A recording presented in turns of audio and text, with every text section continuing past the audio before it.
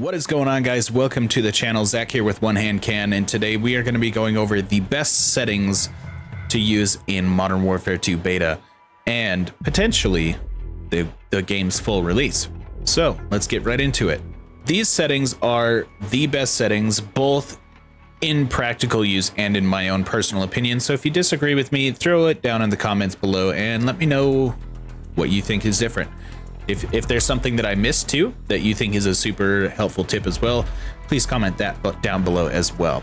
All right, so quick settings. Your volume, this game is super loud. I had to turn the master volume down just a little bit, but I will leave that up to personal preference. These guys here, your inputs, that is all personal preference. If you're a mouse and keyboard player, you got your own settings. You already know that. If you're a controller player, you're gonna want at the very least 6.6, or you're gonna get turned on. People are gonna be able to outplay you. Brightness, again, personal preference. If you can see in the dark, great, cool, do it. Now the important stuff. So if you're playing on controller, okay, vibration. Turn vibration off. There's no need to have your controller vibrating while you're trying to aim and take people out. There's no reason for it. Turn it off. Trigger effect, turn this off as well. This is very invasive. It's a cool feature to have to feel the resistance and stuff like that. But if you're playing on a system that supports this trigger effect, just turn it off. It's terrible. If you want to be good at the game, turn it off. Automatic sprint, super important. Always have automatic tactical sprint on. You want to be moving at max speed all the time. Equipment behavior, leave this on hold. You don't want to have to slow yourself down while you're trying to throw stuff. Weapon mount exit delay, you're gonna want to leave on medium or low, whatever you want to do. Interact reload behavior, this one's super important. You want to switch this to prioritize reload. If reload and interact are available simultaneously, tap to reload, hold to interact. So this is going to be super important in Warzone when you're in gunfights and stuff like that, and you have to reload, but there's weapons on the ground. If you have it on tap to interact, you're going to actually swap weapons instead of reloading, and that could put you at a huge disadvantage because you might have a weapon that you're not used to. So prioritize the reload always.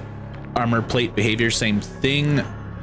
This is going to apply to the Warzone and possibly DMZ. I don't know if there's going to be plates in that or not, but you're going to want apply one instead of apply all. Otherwise, you're gonna just be plating up and kind of caught with your pants down while people press you. There's also advanced settings here. Aim assist on. Movement behaviors. Sprint, tactical sprint behavior.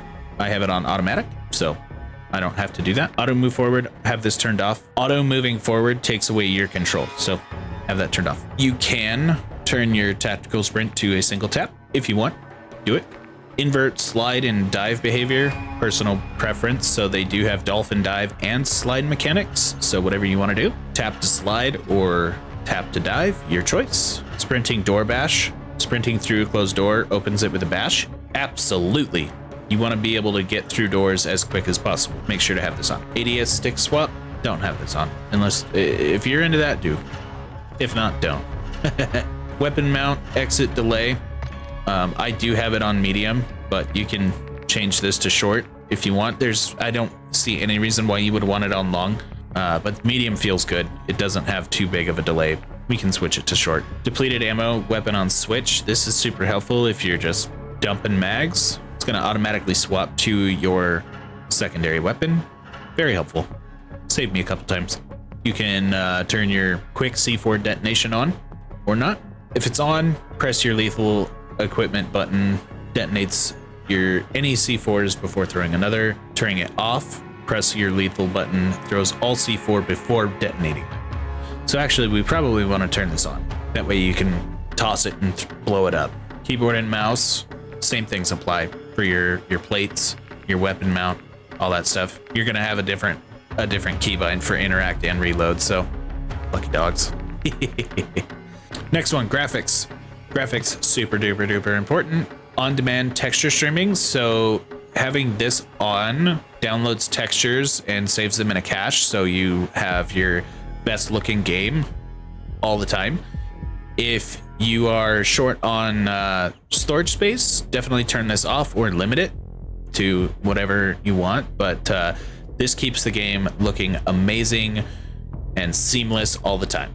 World motion blur, turn this off. I repeat, turn this off. Nobody wants motion blur.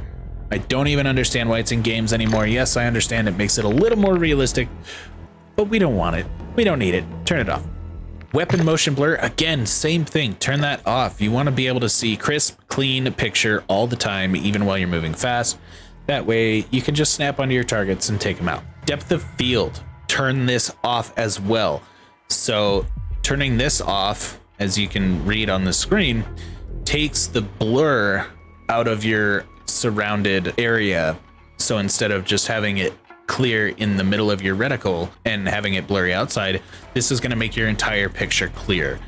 So you want to be able to see everything all the time. Turn it off. Field of view, again, personal preference. I do suggest putting it 80 or above. 80 or above is going to be good. If you're comfortable playing at 120, great. I am not. I feel like things get a little bit too smushed, too tiny when I'm playing at 120, so I run at 95. Audio, adjust the audio to how you want. I have music turned off for the sake of this video, so it doesn't overlap with the music playing in the background. Master volume I have turned down.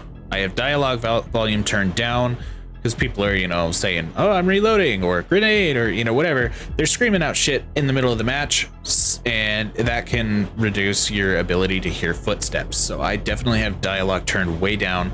Hit marker volume as well.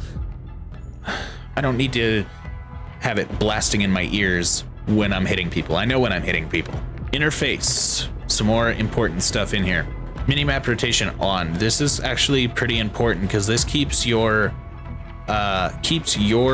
arrow on the minimap centered or facing the same direction, and then the map spins around you, so it's a lot easier to stay oriented with what's going on the map.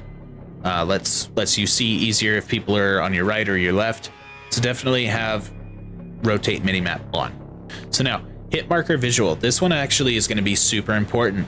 Make sure to turn this off. Turn the hit markers off. You don't want to see them. And here's why. When you're shooting enemies and those hit markers are coming up, they actually clog up your screen quite a bit.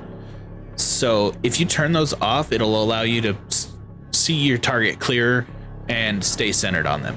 So make sure to turn those off. Turn those hit markers off. Telemetry, you can turn this stuff on or off. This just tells you how your game's performing. I just have mine on essentials. That way I can see my FPS and yada, yada, yada. Connection meter, same thing. You can turn this on or off. I like to have it on. That way I know if I'm gonna have latency issues or not ahead of time. Network information, you can see your personal connection right here. Text chat, profanity filter, and dismemberment and gore effects. I have the profanity filter turned off because, quite frankly, I don't give a fuck, and I like to see blood and gore. Guys, if you learned something new or you have something to add, please let me know down in the comments. I really hope you did learn something new and this helps you out. Having the privilege to play this ahead of time with the PlayStation pre-order has been super awesome. It has really let me play around with these settings for you guys on Xbox and PC to help you get ahead of the game, have the best settings, and start tearing up those lobbies as soon as you get access. So guys, again, this is Zach with One Hand Can. If you do enjoy the Call of Duty content, please do subscribe to the channel. If you haven't already, give this video a like, and we will see you in the next one. Tell somebody you believe in them. Peace out.